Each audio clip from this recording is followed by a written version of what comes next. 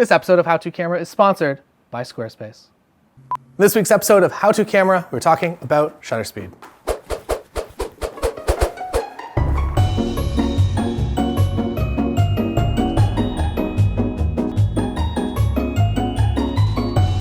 You thought that it was a Fuji X100V, but it's actually the Stylophone.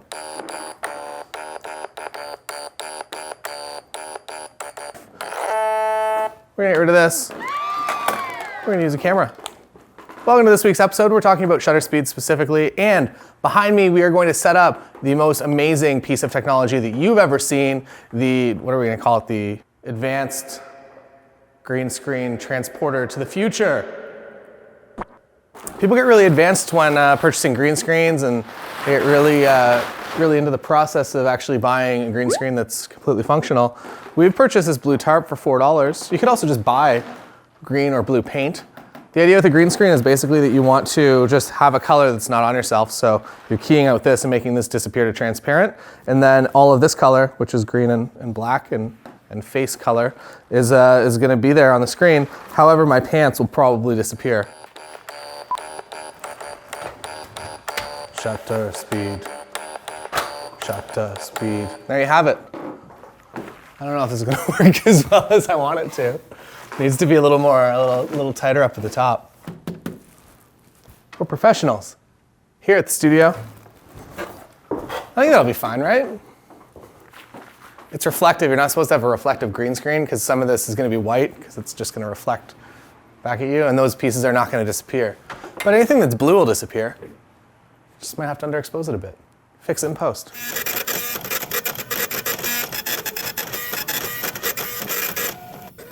Today I've printed these 3 photos to help us demonstrate shutter speed. I'm gonna put them up on the thing over here and we'll get to it. With us today, we have Jared Polin, Frono's photo. And we also have Manny Ortiz dressed as Frono's photo. And we also have Vanessa Joy dressed as Frono's photo. Although Manny looks a little bit more like, it's a little more Zohan. Tim asks, what does this have to do with shutter speed? So right now, if I was to take a photo of Jared, it's nice to know that the eye tracking actually functions correctly here. Even though I'm at 1/15 of a second, actually we should do a full intro from basics, right?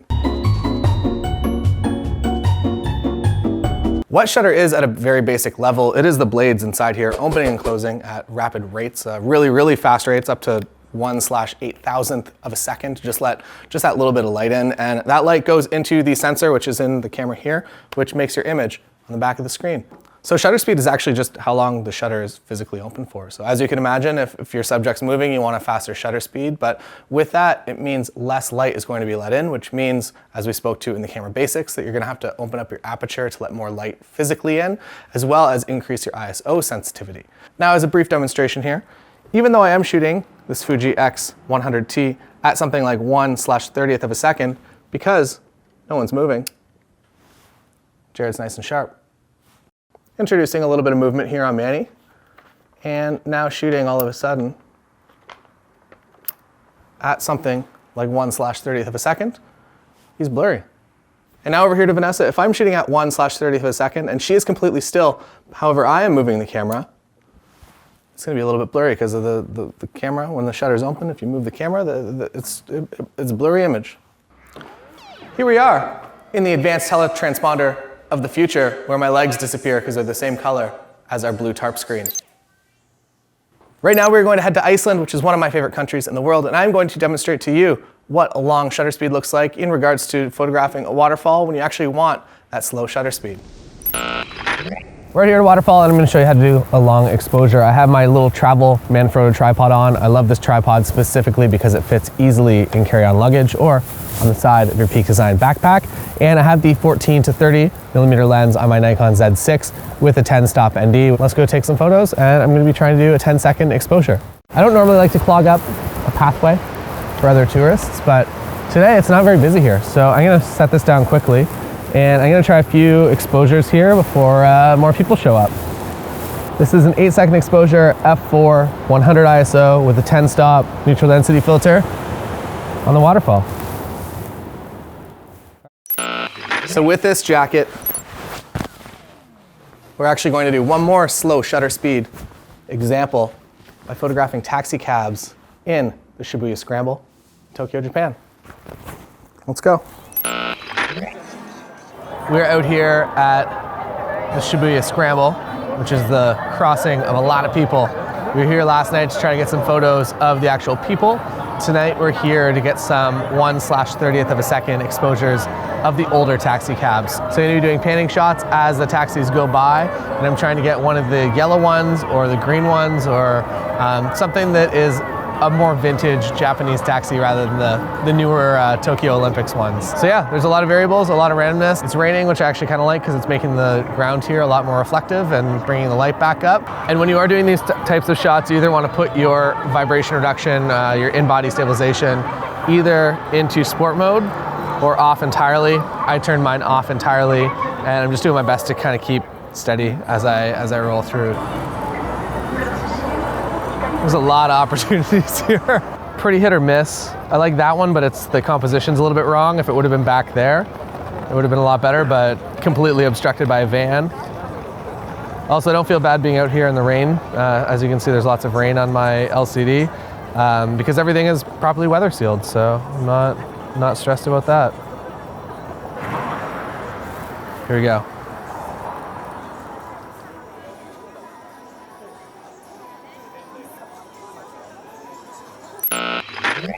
So that was another example of slow shutter speed and how you can track with and pan with objects and actually keep them in focus, because essentially what you're doing is you're matching the speed. So if something's moving and you're moving the camera, you're able to freeze that motion because well, you can almost freeze the motion. It's never perfect, but it's pretty close. And you can get that nice effect if you're photographing race cars or your friends on bikes or whatever it might be. So get out there and practice. Right now, I'm gonna change my jacket and we're gonna go do one more longer shutter example in Iceland, where we're actually photographing the Northern Lights. So Tim, are you ready? I don't know if I have my black hat. It's not it. So here we are, off to Iceland. All right, we've just arrived in Iceland and we've driven to our Airbnb, and Tim came outside to check we have a natural hot spring here, and he's already seeing Northern Lights, and it is incredibly rare, one, to see them, two, for it to be clear, in Iceland specifically, and there's no wind. It's just absolutely beautiful out here. And I'm running 5-second exposures on this Nikon 24S. The Northern Lights tip is that your initial reaction is to go for a longer shutter speed. So you want to go for like a 45-second or a 30-second shutter speed to really just kind of get all the light in. But I've noticed that somewhere around like 5 to 10 seconds is kind of ideal, because if you are running a 30-second shutter speed, the entire sky just kind of lights up green, which is the biggest positive problem ever to have. We came here with the intention to photograph Northern Lights, and we didn't think that it could happen. I've been here lots of times where we've been weathered out over and over again. I've been lucky one evening, but today, look at this, ridiculous. So Iceland was great. I hope that you really enjoyed that example. We're gonna go to Japan one more time and photograph some traffic from the Park Hyatt Tokyo, which is actually my favorite hotel anywhere in the world. Whoa.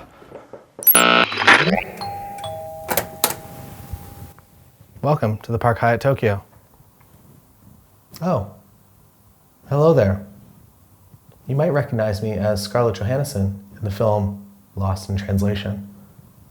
We are currently in her bathtub to do a long exposure with this 50mm 1.8 on the Nikon Z6 of some traffic. So we've been waiting patiently for Blue Hour to happen. I've been sitting in the bathtub, and I'm going to be running an 8-second exposure and waiting until the traffic moves so that I actually get some lights moving, because it's kind of gridlock right now. And everything else you're gonna see on the screen for settings. And one big thing for shooting through windows like this is that you really want to minimize whatever's going on inside the room. So turn off all the lights, and if you want, you can get kind of a lens hood, or even a black shirt works, to put over top of your lens in order to make sure that there's no reflections kind of coming in to hit the lens with light. I'm gonna set a quick 2-second self-timer, and even though the self-timer is gonna flash off this glass when it actually takes the photo, it will not be. I'm trying not to breathe even though I'm not holding the camera. That looks pretty good. Oh, it's way more blue hour over here. Should have been out here before. All right, same principles apply. Get as close to the window as you can. And if you're seeing any reflection somewhere over here, get something to cover it, but I think we're okay. Also, don't wear bright clothing. That's a silly thing to worry about, but it does have an effect. All right, 2-second self-timer, 30-second exposure, and these cars are actually moving just a little bit, so hopefully it looks cooler. And then you just tint it all purple to make it look like Tokyo Blade Runner Nightlife. And here's the final image, fresh out the kitchen. Now I've shown you a lot of examples of slower shutter speeds and how to use that. I feel like that is the thing that I use a lot more often.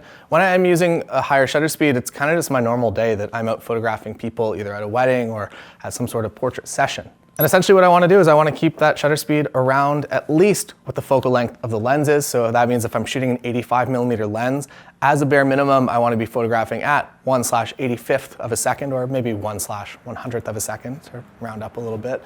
And that basically removes any potential shake from your camera. So as long as you're being somewhat careful and you're photographing nicely, I'm on a VHS camcorder from like the 90s here. If you're photographing and you're being careful about the fact that you're not just like wildly moving your camera, you're able to get away with a shutter speed that's as low as the focal length of your lens. Really snowy out there. So, shutter speed demonstration, fast shutter speed. Right now I'm photographing at 1/4000th of a second. And what you can see here is that the snow is frozen in time and space. Life is good. You look like your podcast. Do that again. It's the same camera-ish. It was Leica, wasn't it? No, my thumbnail is I think the original or maybe the second version. It looks just like of this. Image. So because you had a black jacket, right? Yeah, the Fuji X100V. What they did is they did the X100 and then they did the X100S, and the S means second, and then the X100T, and T means third, and then the X100F, which means fourth, and the X100V, they switched to Roman numerals because 4 and 5 start with the same number. Hopefully this revealed some of the mystery of shutter speed, and if you are interested in learning about the other elements that go into the basics of photography, how-to camera, there's a few episodes in the past that go a little bit more into aperture as well as just the overall basics. So when it comes down to it, shutter speed, increase it if you want to freeze motion, and figure out what your other settings need to be, what your aperture and your ISO have to be in order to accommodate that, or simply turn it onto shutter speed priority mode. So you're just setting that one parameter and you're making the camera figure out everything else. So if you're ever in a dark situation and people are blurry and moving and you don't know why, increase the shutter speed and let the camera do the rest. And I'll see you next time on How to Camera.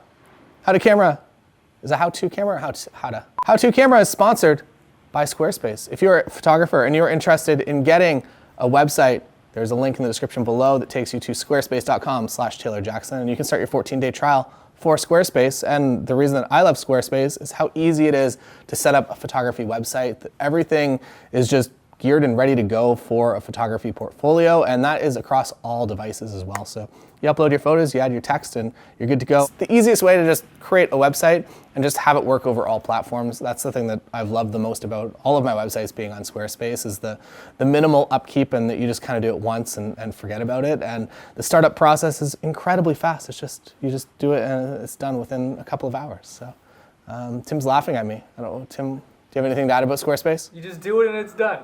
Tim says Squarespace, you just do it and it's done. We're going to go and frolic in the snow. Tim, there's our helicopter. Let's get on. I don't know if that worked. It's just a lot of footage of me walking into a green screen wall, blue screen wall, tarp wall. That's all. Why is there a feather on here?